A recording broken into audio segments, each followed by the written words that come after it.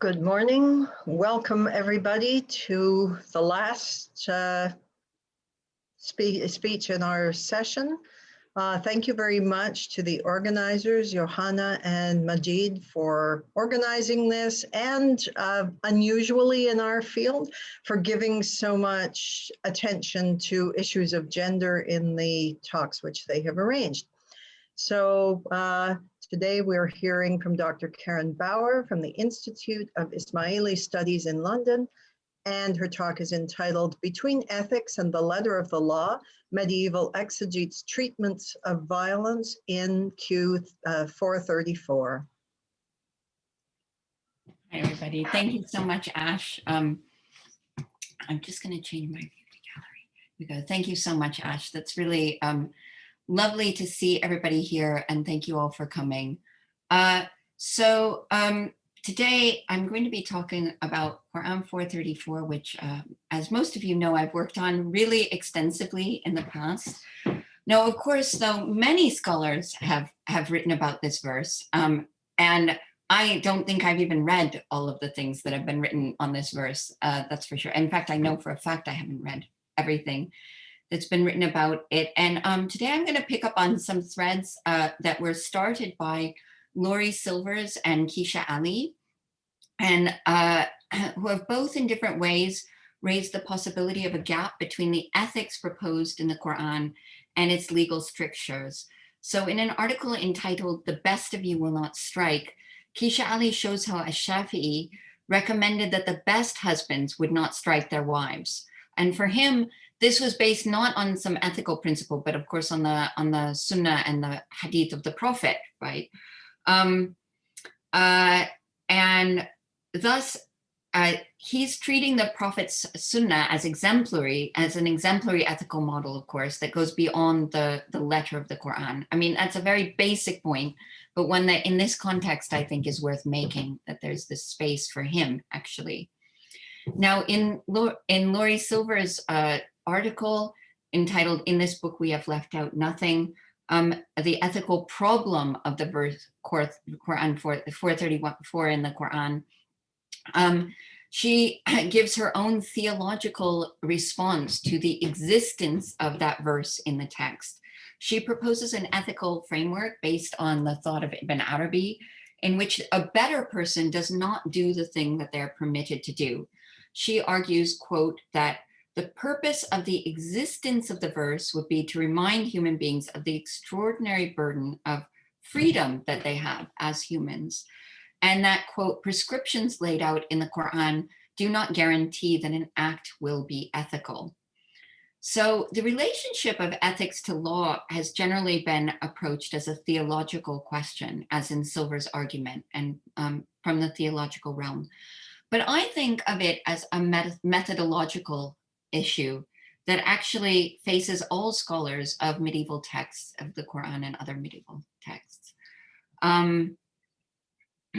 Namely, the moral and the legal are often approached as though they're somehow separate entities. And this has affected the way that scholars have described Quranic piety, and it's also affected the way that they describe genres such as tafsir and fiqh. And how these things are studied independently of one another.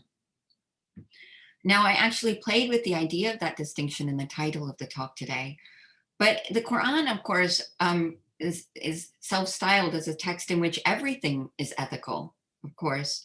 It's styled as an ethical framework for life in which all actions have consequences for a person's salvation. So the question is whether it's possible to speak of certain legalistic elements as being more or less ethical, or whether it makes sense to have these concepts as separate in our minds. Now, I'm focusing on the interpretations of Qur'an 434 and using this as a case study, and particularly the beating part, strike them. Because of course beating is violence, and violence can never be condoned ethically, right? So Aisha Chowdhury's written a whole book, Domestic Violence in the Islamic Tradition, about this verse, in which this verse is defined as violent, right? So from a modern perspective, it's hard to understand how violence could be advocated in an ethical text, right? So first of all, in this regard, we should question, what is violence? Now, a very basic definition would say that violence is the use of excessive force, right?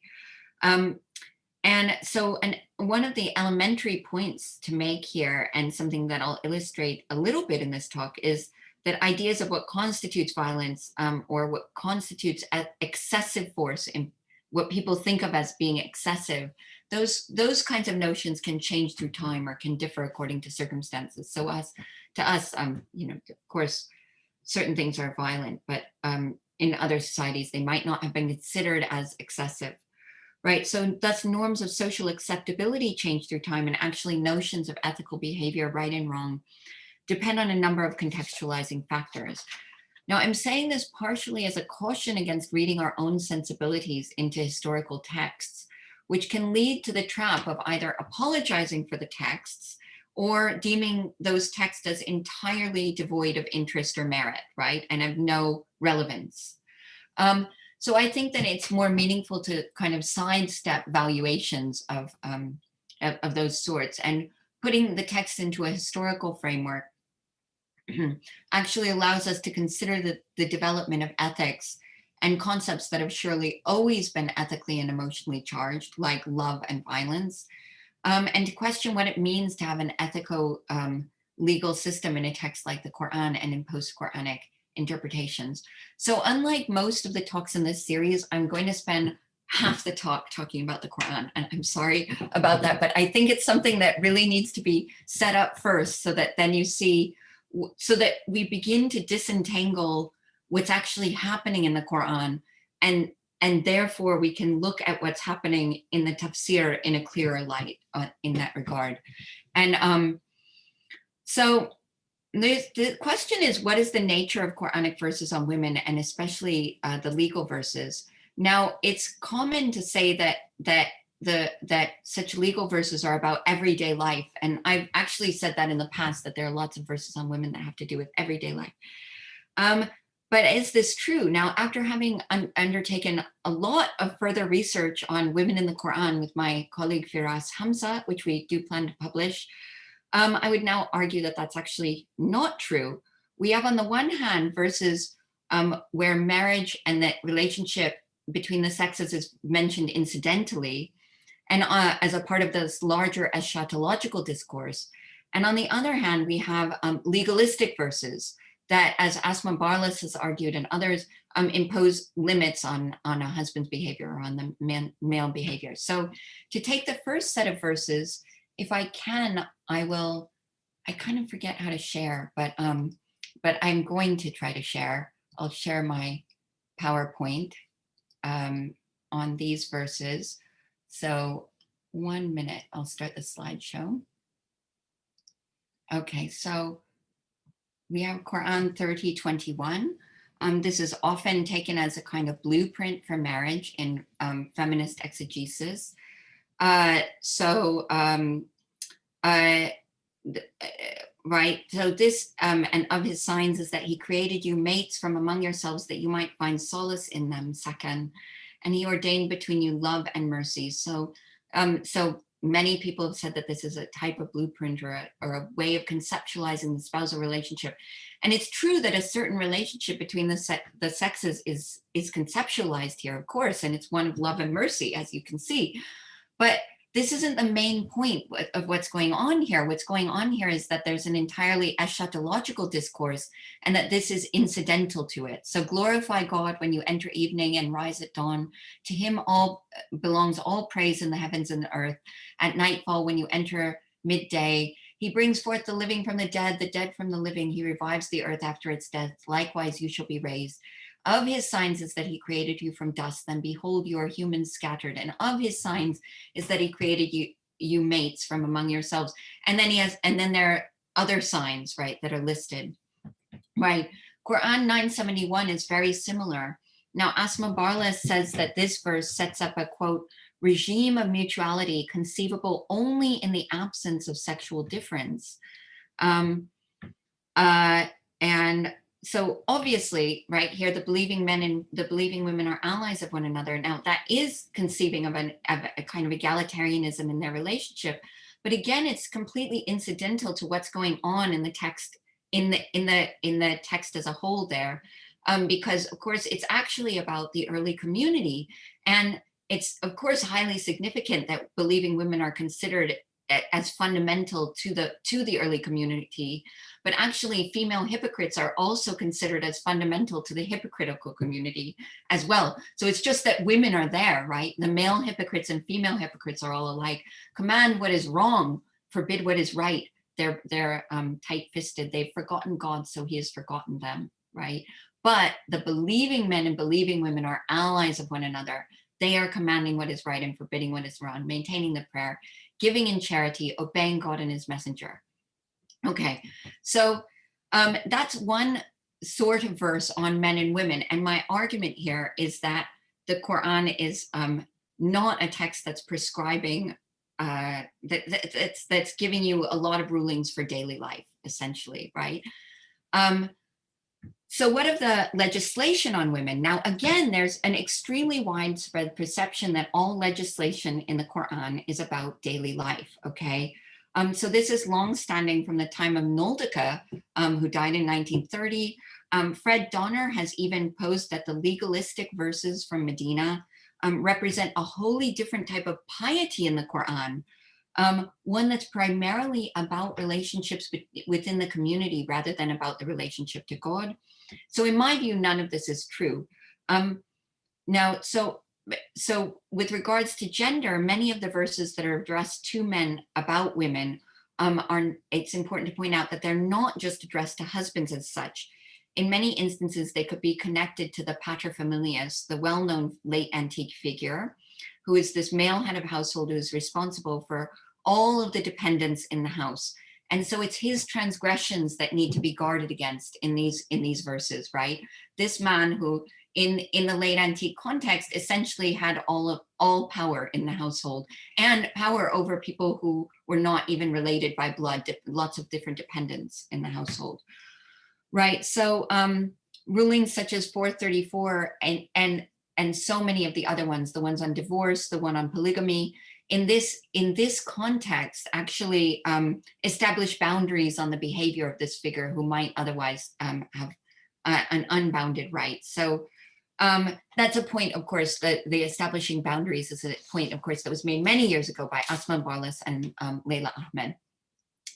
So it's actually a part of the larger picture of piety in the sense of one must at all times in the Quran, of course, control one's base instincts. And this is all the more so when one is in a position of power over others. So here, when men are maintainers of women, by that which God has distinguished the one over the other, and by that which they expend of their property. So the righteous women are devoutly obedient women, those who safeguard during absence what for God is to be safeguarded.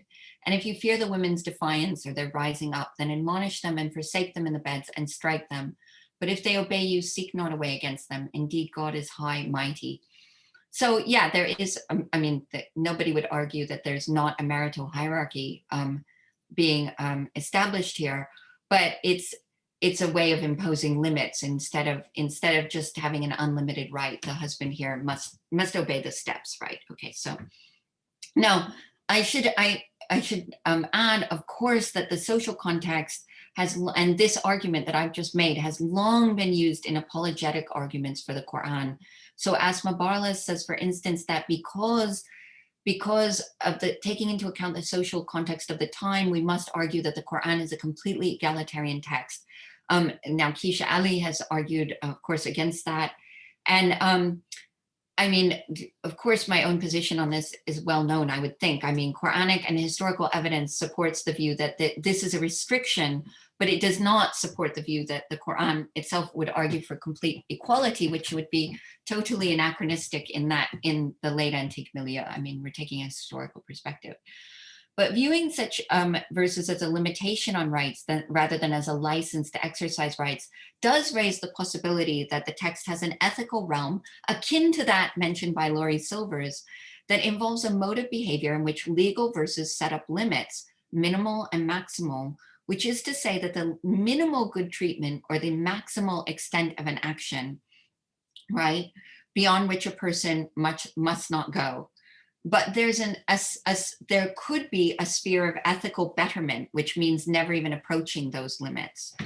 So Joseph Lowry has written about law in the Quran, and he says, I'll just stop sharing just for a minute, just because that way you don't have to look at it the whole time. So Joseph Lowry has written about law in the Quran, that we should consider, he says that, quote, we should consider Quranic legislation as subordinate to Quranic themes and as embedded in surah-specific contexts.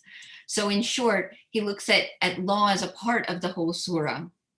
Following Neuwirth, this is based on the idea of the surahs as liturgically performed, and at least in the Meccan period as a cohesive units, right? Yes, as cohesive units that were meant for performance, right? Thus, in his view, quote, and this is his main point, the Quran should really not be read as a law book at all. And I think that this is key, and this is kind of what I'm saying. He's also suggested that certain passages demonstrate a minimalist attitude towards the law, not seeking to burden the believer unnecessarily, and that legal language is sometimes extremely vague, right? So if the Quran is not a law book, can we consider it as an ethical manual? I mean, he still speaks of laws rather than just ethical limits, right? So then what of verses like 434? So there are many Quranic verses, it turns out, that support the view of a higher ethical realm of a sapiential instruction.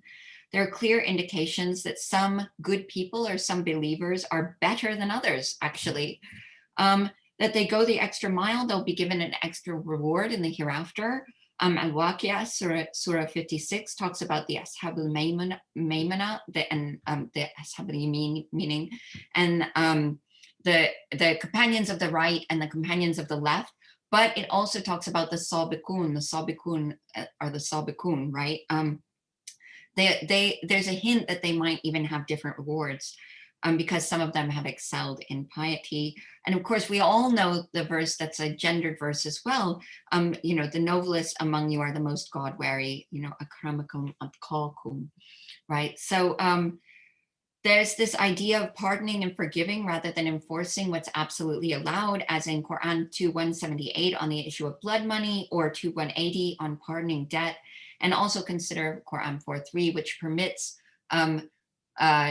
polygamy in the case where the guardian fears that he's going to deal unjustly with the women in his care, but says that, but if you fear that you won't be just between them, then only one, right? And so there's this idea that there are limits, and that there are that there's a sphere in which you can actually do better. You can actually do better than those limits, and that sphere is actually Quranic. So what I'm trying to say here is that while Laurie Silvers said that she herself was taking her own theological interpretation, I would say that actually a historical critical examination of the Quran would support this view that there's an ethical realm. And furthermore, there are many behavioral prescriptions that one can hardly count as law, right? For instance, you're supposed to avoid vain talk and evil deeds, and repel evil deeds with good, like in 28:54, or act righteously everywhere in the Quran. You're supposed to discipline the senses and perceptions so that you see correctly, hear correctly, and understand.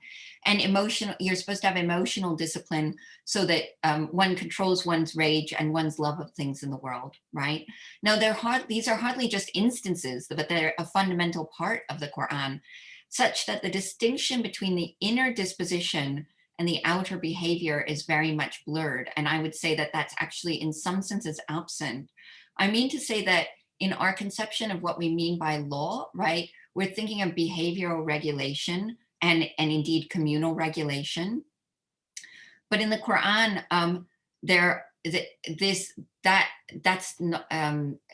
that limit on outward behavior is not really differentiated from a kind of inward kind of disposition, right?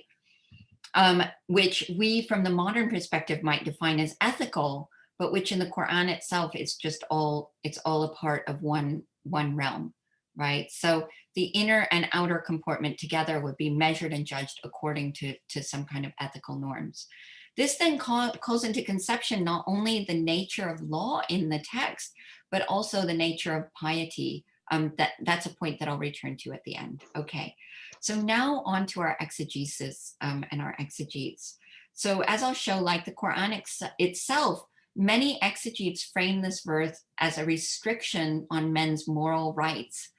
But unlike the Qur'an, at the same time, they grant men an almost unrestricted legal rights over women. And that's been well explored in the secondary literature. So we don't really have to go into all of the instances in which the Mufassirun grant these men these almost unrestricted legal rights, right? I mean, I have people there are people here in this audience like Hadia who have written on this many years ago even, and have explored those issues.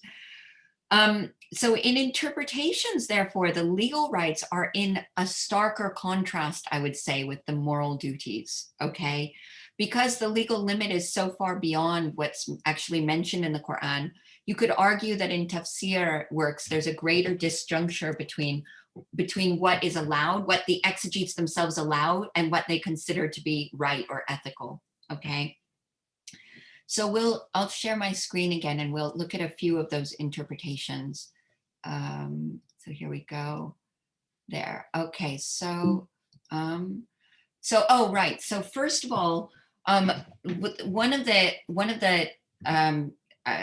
Sunnah of the Prophet, or one of the things, the hadiths that establishes a kind of moral limit, or a kind of limit on men's absolute power over women, is of course the farewell pilgrimage oration, and I'll just read the half of it, right? So, oh people, you have a right over your wives and they have a right over you. Your rights over them are that they do not allow anyone whom you dislike to tread in your houses, and your rights over them are they do not do anything manifestly against God's bounds. And if they do that, then God has permitted for you to shun them in the bed, strike them non-severely, right? If they desist, then they have the right to their sustenance and clothing according to customary propriety, right? So treat women well, so they are your captive, for they are your captives. So in this hadith, it's very clearly establishing that kind of role of the paterfamilias as having all of these dependents, and there are these women who are helpless other than what this person is giving them, their husband. Okay. So let's see. How does Muqatil take Quran 434? So this ghair mubarrah is the idea, it brings in this idea of violence, right? Okay, so it's non-violent, non-severe, or you could even say non-violent. So strike them a ghair mubarrah strike, a non-severe strike, meaning not leaving a mark, ghair sha'in. And if they obey you, then seek not a way against them, meaning a pretext, right, to strike them. It is said, do not charge her with love for you, of which she is incapable. So here already, we notice that there's this disjuncture where emotional control becomes very important, okay? So she may not love him, but she's obeying him, okay? And it's in that space of going actually against her own emotional inclinations that Muqatil locates her righteousness, right? And her obedience. So Hud takes this even a bit further. He attributes that bit to Al-Kalbi. So some say that he should begin by admonishing her with words. If she persists, then he should forsake her. If she persists, then he may strike her non-severely, again, ghair mubarrah. That is to say, without leaving a mark. So we're not talking about, so in other words, he's setting a limit. He's not saying that, he's saying that striking should never be severe. Some of them say then they raise the issue with the authorities. So Al-Kalbi says, if they obey you, do not seek a way against them, means do not tax them with love. The admonishment towards them is only in the bed. The cursing, he takes this idea that the ihtiruhuna is cursing. So anyway, the cursing is in the bed and the hitting is in the bed. It is not for love, but about his need of her. So I would say that this is a pretty regressive or patriarchal view of male sexuality, in which he cannot control his needs. So he needs her so much that he has to force her to do it, right? Thankfully, we're in the 21st century now. So, okay. But what could we say about emotions here? We can also say that actually, you can see how the control of emotions here is related to power, right? So theories of emotions in politics and in history people who have theorized this, such as Nicole Eustace, who writes about emotions in the American Revolution, she talks about how emotions, who's allowed to express their emotions and how they're allowed to express their emotions, and in what ways this happens. It's all related to hierarchical structures of power in society. So actually, here we can see that she's suppressing her dislike of him. She doesn't love him, but he can't, so she's suppressing her own emotions, her own maybe desire for love, and obeying him. And in the case that she suppresses her emotions, then he has to desist as well. He can't try to tax her with that, right? So that he has to also have some control. So Tabari, let's take him. Here we have a very clear distinction between the legal limits. For the first time, I guess, in my sample, we have a really clear distinction between legal limits and ethical or moral limits. So Zuhri used to say there's no retaliation between a man and his wife except in cases of loss of life. Ma'mar said, I heard Zuhri saying, even if a man splits his wife's head open or wounds her, there's not any retaliation against him, although he owes blood wood, except if he assaults her and kills her, in which case he is killed for her. Okay, these are pretty severe legal limits, right? That allows the husband a huge leeway. We're not anymore talking about limiting him like to not leaving a mark. These are really, really excessive legal limits. But then he establishes that there are moral limits that are really different from those legal limits. So the interpretation of his words, if they obey you, do not seek away against them. Abu Ja'far Tabari says, he means by that, majestic be his praise, if they obey you, O people, meaning your women, from whom you fear their nushuz, when you admonish them, then do not forsake them in the beds. If they do not obey you, then forsake them in the beds and strike them. And if they return to obeying you at that and return to the duties that they owe you, then do not seek a way of harming them and to what is loathsome to them. You can't even do what they don't like, right?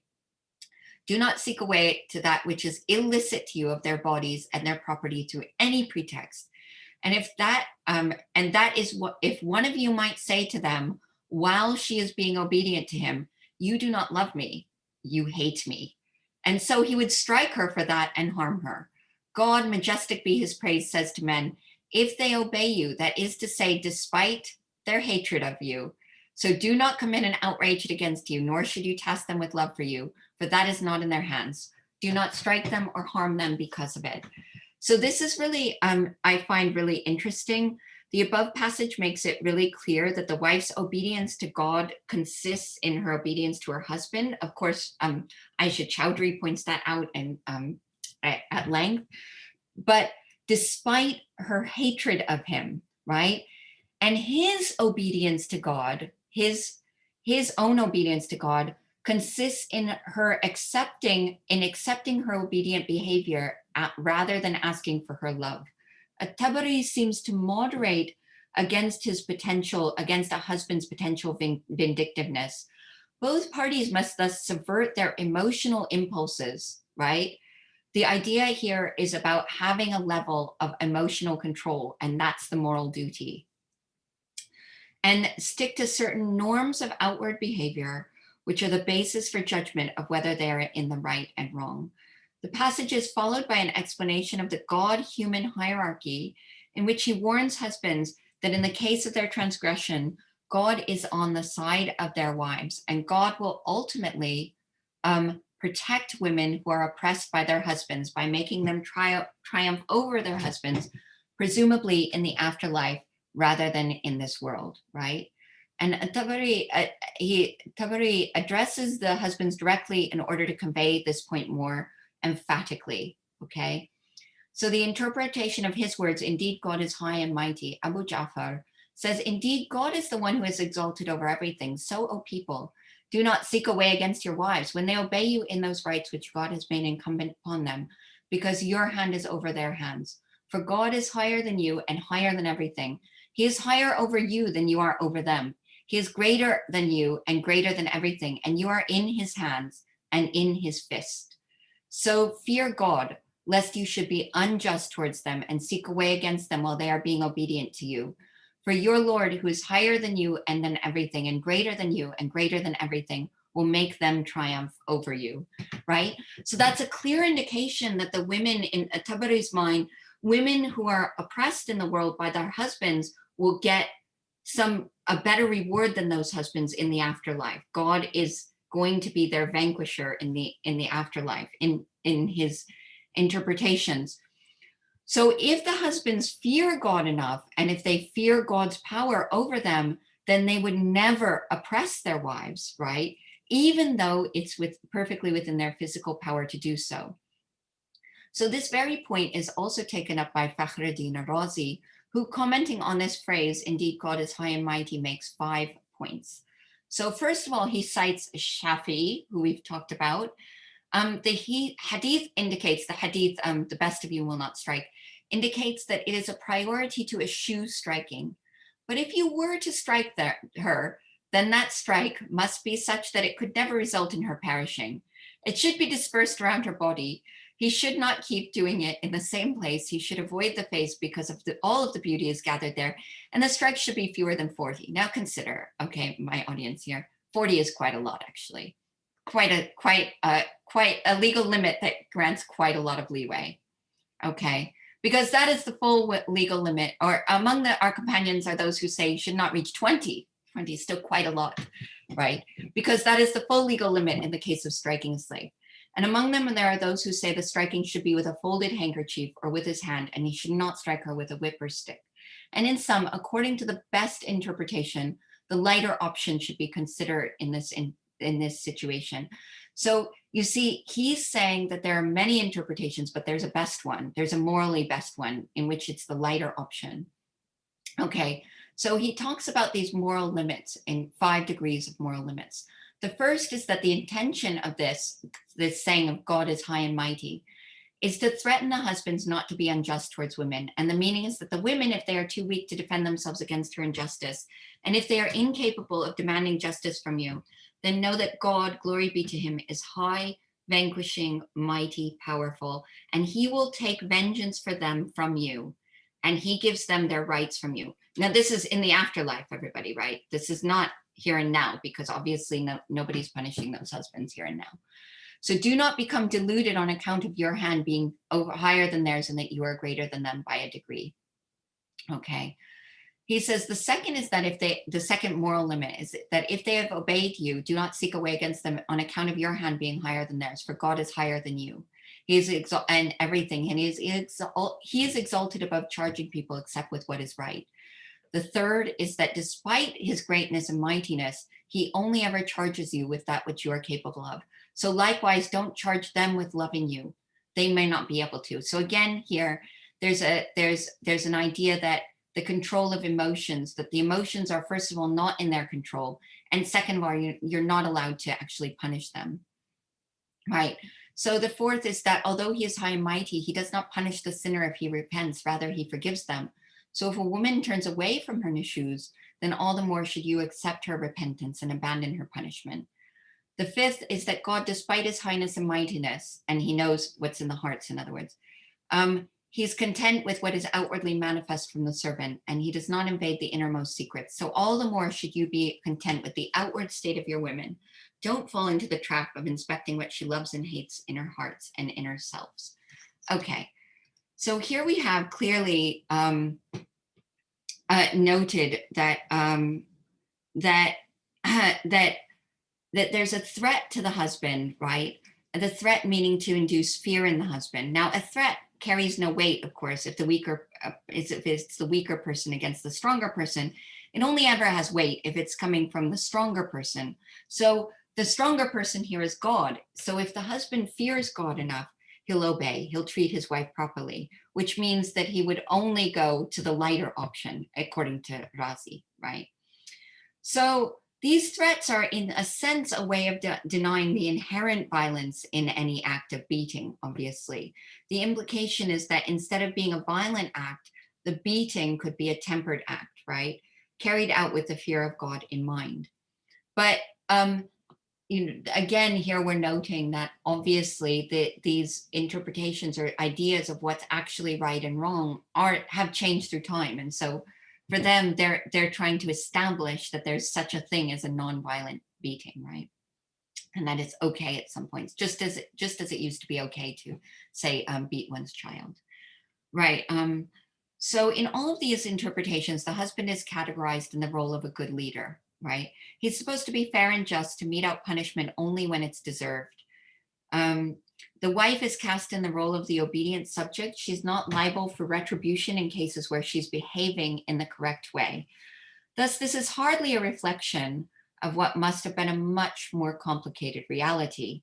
Rather, it's a construction of masculinity and femininity in which the male enacts his role by exercising good leadership over the properly compliant female, and in which hitting is not violent because it's undertaken properly within specific bounds, and in which the purpose of disciplining the disobedient subject and inducing her thereby to fulfill her legal obligations.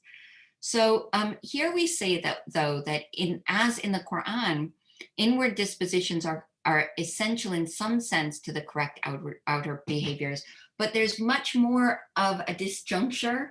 So they emphasize that you cannot control whether a woman loves you or not. You just have to look at what she's actually doing, right? We can see that very clearly in the works of tafsir. There's an idea of an ethical realm in which the husband should not do things that he's capable of doing and able to do, and even legally permitted to do. But the crucial point here, of course, for women is that, of course, the exegetes had to threaten punishment from God because there was no worldly punishment that would befall those husbands who were actually disobeying those moral limits, but still within the legal limits that the exegetes themselves had established, right? And the fuqaha. Thus, we can obviously see the effect of the dominance of male elites over the interpretation of the Quran in genres such as fiqh and tafsir, and a verse that's originally intended to limit the husband's power instead here gives leeway to deprive women of any worldly recourse against abuses of power. So this brings us back to the issue of the ethical realm. And when did these separate spheres of piety, law, and ethics were conceptualized? And how were they then conceptualized, right?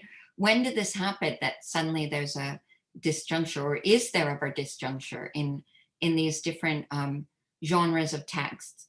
Now, with regard to the Quran, it's very interesting. You know, Saba Mahmood has written in detail about what it means to become a pious subject of a religion. She critiques the, quote, secular concepts of religiosity that presuppose a distinction between privatized interiority, the proper locus of belief, and public exteriority, the expression of this belief. The point is that in a secular society, we're used to thinking of the belief as a private and internal matter, right? And that piety is therefore a private thing. But this does not hold in her view. And questioning this distinction is extremely useful for the study of piety in the Quran, where religion was evidently meant to instill public order as well as personal discipline, with personal discipline, of course, involving the fear of God and the fair and good treatment of others as an important part of piety, and it involves that kind of moral realm. With regard to the tafsir tradition and post-Quranic piety, it's not only helpful to see how the exegetes' ideas of proper ethics can change through time and depend on their own definitions of violence. In this regard, it's crucial to acknowledge that there's no one set of ethical limits, right? Different authors advocate different sorts of red lines. Are they talking about not leaving a mark, or are they talking about just with the lighter option? What is that lighter option, etc.? Are they talking about actually being able to beat until the point of death? Right. It might also be helpful to consider how the authors conceptualized the function of the text that they were writing. What is the function within the genre? Those works written for sapiential instruction, like the work of Al-Ghazali, for instance, are necessarily focused on what we might define as the ethical realm, that space in which the people never approach those boundaries. And they openly advocate adopting practices that are better and more meritorious than Quranic limits. But as we've seen here, in some cases, authors within other genres, such as tafsir, recognized that they too had some imperative to acknowledge properly ethical behavior and to attempt to mitigate against abuses of power, while at the same time in actually enabling such abuses through the legal leeway that they had granted to the husband. So thank you very much, and I look forward to your response.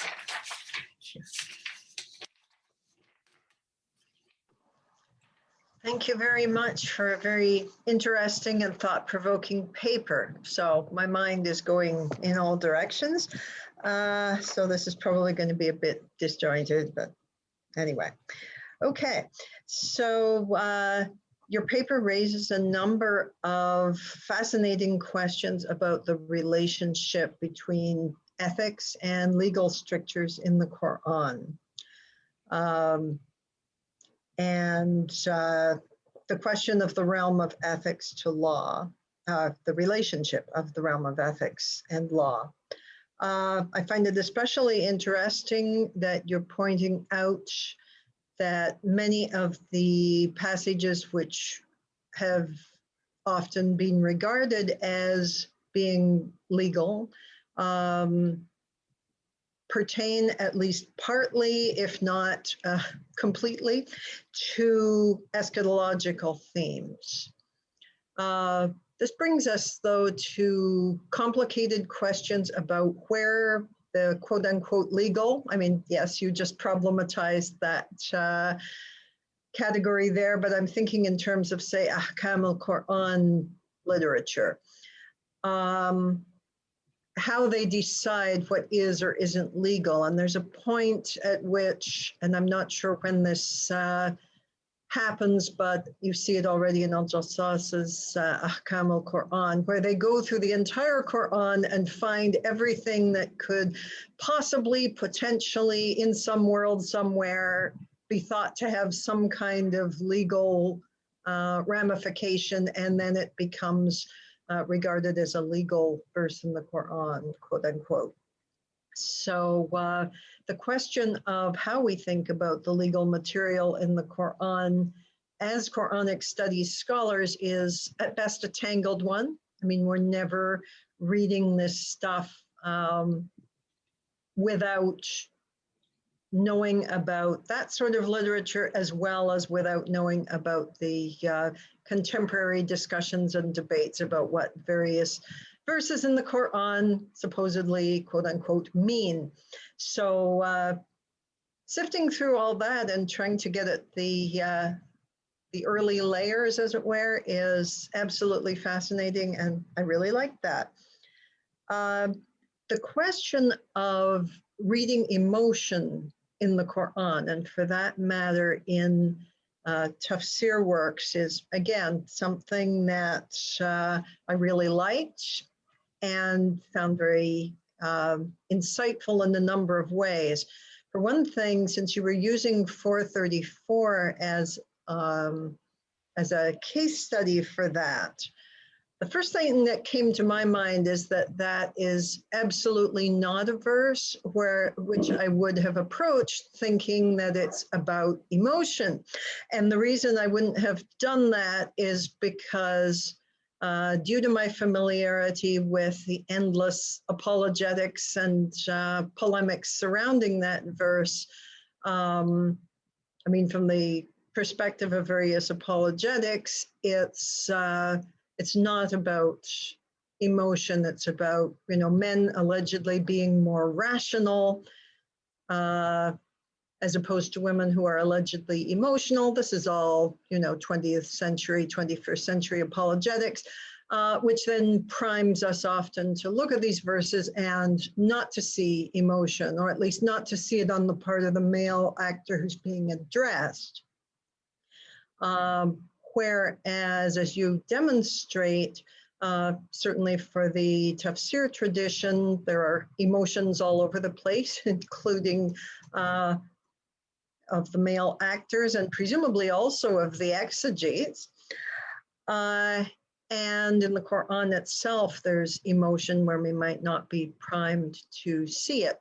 So I found that a very promising approach to looking at the Quranic text historically, and again, being mindful of how our exposure to all kinds of discourses about the Qur'an and its exegesis can lead us to impose our own assumptions of what the text must mean and not to pay attention to what's going on in the text. So that was very much appreciated. I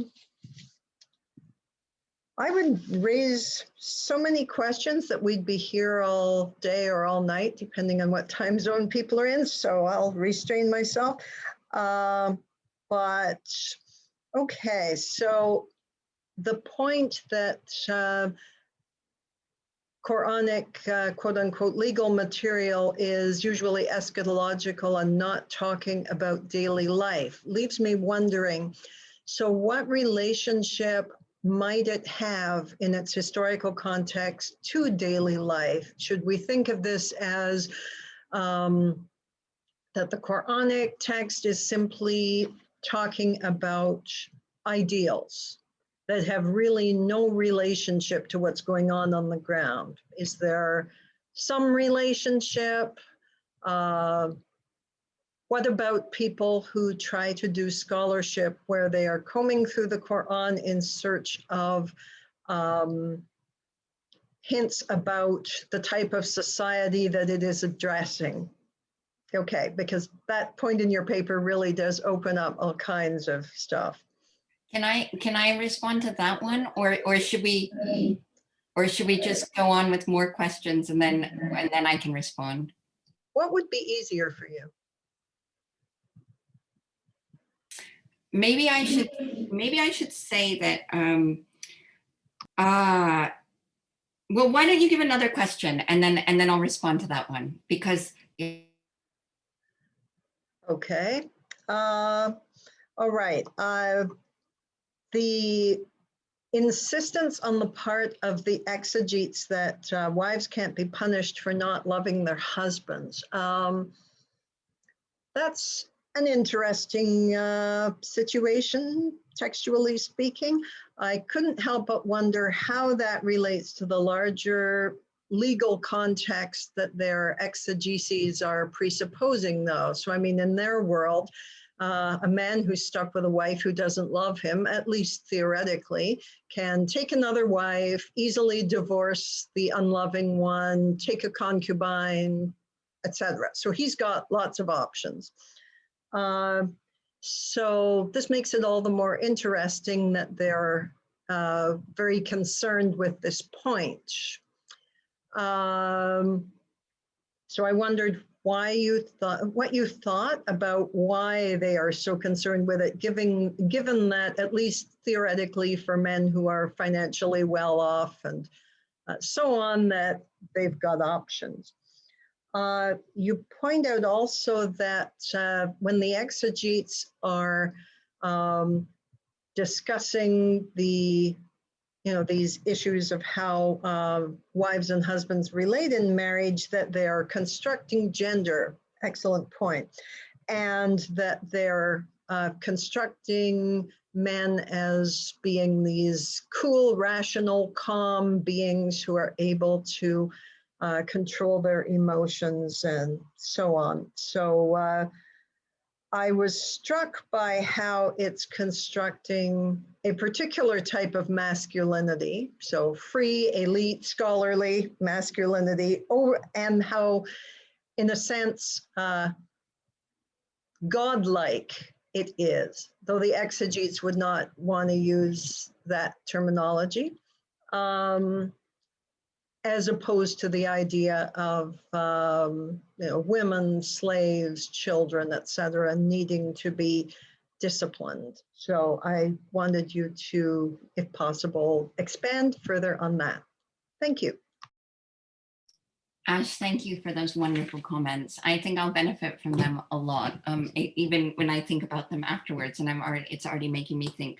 So as for the first point about legal material in daily life, I think I may have slightly misstated that then. What I was saying actually was that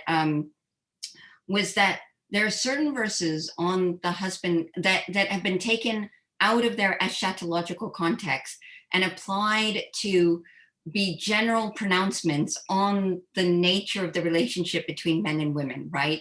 And that type of verse, I would say, does indicate that there should be a good spousal relationship, but that's not the subject of those verses. Those verses, in the case of 971, or especially in the case of 3025, I think, that we're talking about a context of just pointing out like all of God's signs and his goodness. And among them is this wonderful thing that you have, which is a spousal relationship, right? And so like, that's just it. And all I was saying is that often people are reading the Quran as though it's a type of manual. And I think that can be a mistake when it comes to the legal strictures. So the second then point, that the second type of verse in my mind would be then these kinds of more legalistic verses like Quran 4:34. And in those cases, in my argument would be that actually those are imposing limits, right? So it's not actually, so like all of those divorce verses, right? Or